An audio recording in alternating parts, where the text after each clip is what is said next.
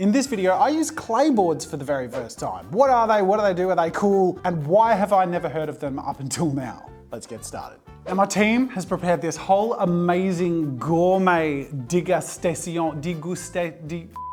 array of art materials for me to play with, including these instructions, this guide, this handy guide. Clay board is a control freak's paradise. We all know what I do with instructions. So, we're gonna unlock the secrets of the clay board. Use with any media. Let's start with a bit of gouache. It's been a while since I've used gouache. I think the idea is the clay board surface is something you can apply mediums on top of, but also it's a surface you can remove from, but also to carve. I mean, it feels fine. All right, can I like rework a medium once it's down there? That's fine. I have no idea what I'm doing. Let's try some ink stuff. Oh my God, this is really cool. All right, that's good. And we got scratchies. I'm scraping back the mediums that I've got here, and it's fine. Tried gouache, let's go thicker and thinner. So watercolor on the thinner end, acrylics on the thicker end. Are you giggling at the poop sound, Tom? Every time. Every time. I don't see why you'd pick this medium, like a clayboard surface, as your primary form of working, when if you want to work with acrylics, you have more reliable surfaces where you're not going to lose your acrylics. So who is a clayboard for? I'm going to guess not watercolorists, because this is pooling pretty bad. Could you paint with acrylics and then carve away highlights? Probably. Good suggestion, Tom. We're going to carve away a nice sharp, ooh, see that's the thing. I've gone just a little too far and it's just gone under to the wood. So you wouldn't carve through the highlights, you'd sort of scratch or mist through the highlights. And that's pretty cool. I think that's where I can see it being cool. I am confused. And when I'm confused, I look at what other people do and steal their ideas. Let's go. Let's see what Ampersand Art Supply does. Clayboard was invented by Charles Ewing. This is a recent invention. He's transferring the basics of an illustration. He draws on with ink. There you go, he's inked it. He's got an ink drawing. This is just a drawing. Why does clayboard matter? Resin. They do like a resin coat on top. So they seal, they like encase their artwork in resin pour, I guess, and it turns into like a glossy tile. I'm keen now, I'm actually pretty inspired. Let's see if clayboards are all they're cracked up to be. I've never heard of them before. They're not really cracked up to be much. Maybe they should be. Let's find out. Now, I decided to leap into this using a medium that I didn't touch in any of my dabbling. That's because I feel like I got a handle on how this absorbs with different liquid mediums, and I wanted to give these pen inks that I have a go. I got a bunch of fountain pens for Christmas, and some of these colored inks are really cool. So as you can see, I did a secondary dabble, seeing how the inks work on the surface, which I was really happy with, and then mixing a couple of custom inks, specifically using my Wine Divine ink, which has a really cool sort of gold that settles into the darkness. It's like a wine red with metallic shimmer. But because I want to work on a night sky and a piece with a little bit more nighttime ambience, I mixed in a bit of blue and a bit of black and set about sketching a landscape inspired by something I'm into at the moment. And it's not Bob Ross, for God's sake. I know I've done 1,000 of those.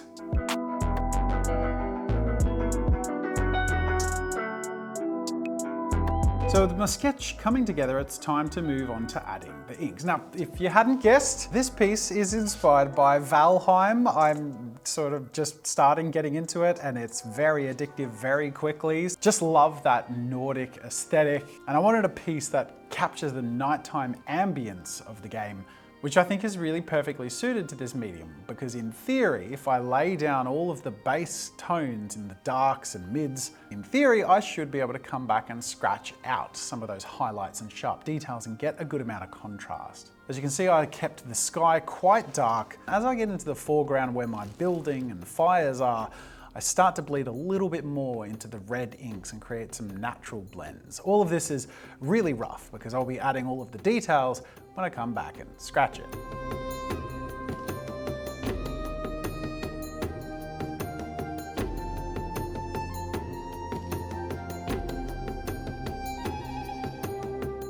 And with the light scratch outlines in and all of the ink base down, it's time to see what this clay board is made of. Other than clay and a board. Starting off with the mountains and using what I've learned from all my Bob Ross escapades, highlighting the sharp, bright snow on the peaks of the mountains and trying to anchor to one side so we can have a clear sense of lighting direction in our landscape.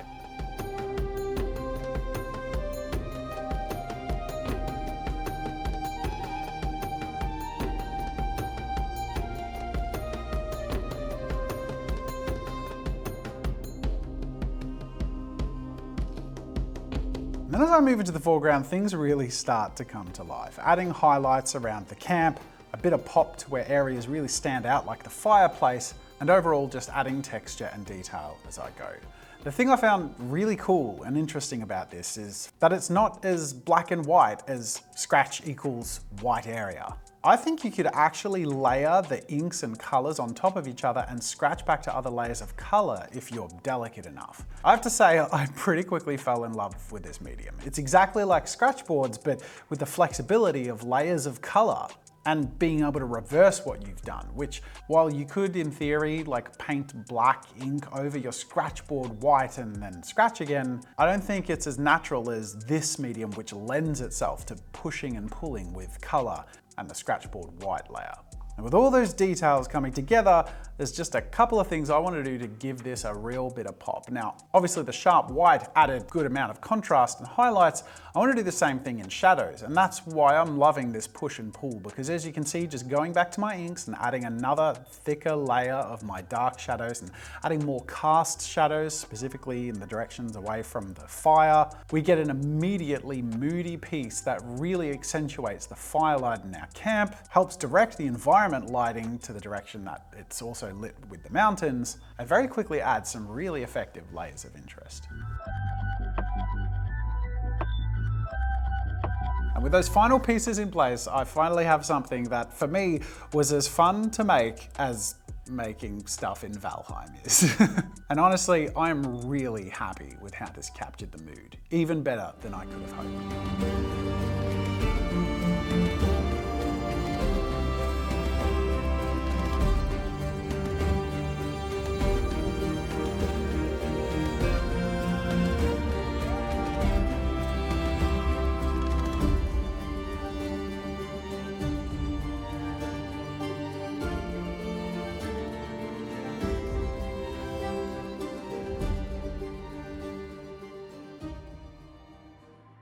I've got to say, I'm a little bit speechless. I didn't expect my first ever clayboard artwork to feel so good so quickly and to actually turn out, I think, really good. So, I feel like I've conquered clayboard with my first ever piece with clayboard. But I don't think you're going to be satisfied with calling it a day with just that. I want to take some of those techniques and apply them in a new direction and do something a little more wild and free. I think this is a very standard and effective way of using clayboard. That's probably what it's for. But let's get a little messy. Inks worked well. Let's see how alcohol inks goes.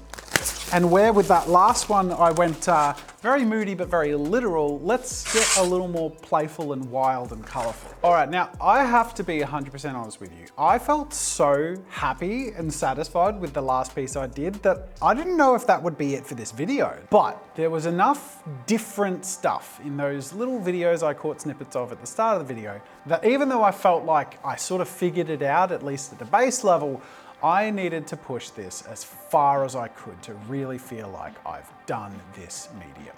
And of course, I'm in a Viking kind of mood today. So with Valheim fresh in the brain, I drew up a Viking screaming and ready to launch into battle. And with that in place, it's time to lay down my foundation. This time working with alcohol inks. Alcohol inks tend to dry very quickly and mix really interestingly together, but also be reworkable. So if I put down too much or it's too dark, I can bring it back with isopropyl alcohol or other alcohol ink colors. I laid a base of isopropyl alcohol over the whole piece so that everything could really blend and smoosh together, and then I aggressively splattered a gradient of inks across my board, starting to get naturalistic and wild textures as much as possible.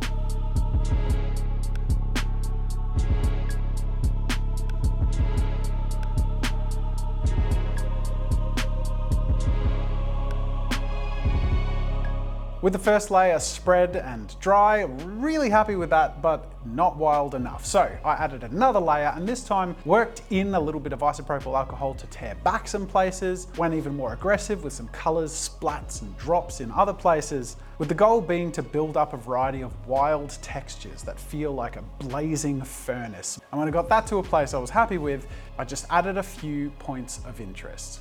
Bit of emphasis along the blood splats around the knife and hand area, and one purple streak across the eyes. After making sure the whole piece was 100% fully dry, I moved on to using my brush pen to work in the line work for my piece.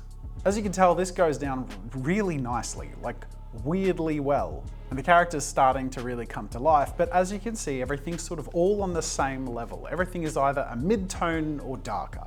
Grabbing my scrapers, I went through and added highlights and sharp edges, starting with the eyes and working my way out to the silhouette.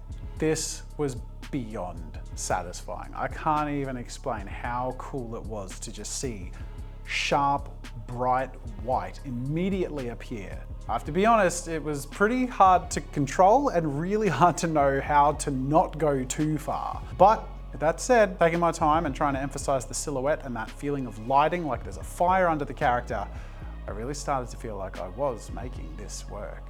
With the final flourishes of detail, a bit of sporadic scratches here and there and adding to the wild feel of the hair and the embers, it was time to add the final experimental step, coating the whole thing in resin to see if that would seal it in a really pristine, glossy, hard coat surface that would add a bit of depth, invigorate the colors on the piece, and immortalize my Viking in this frozen moment in the heat of battle. All that remains is to leave him overnight and hope that he looks as cool when it's fully set as I feel like he does now.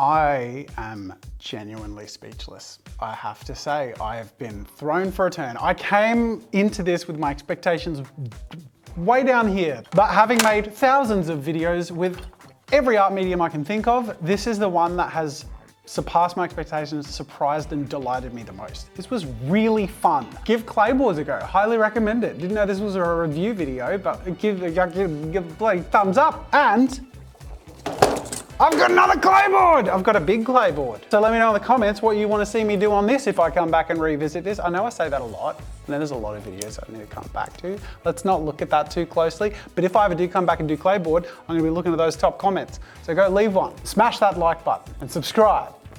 And line. I've been doing YouTube for 10 years, Tom.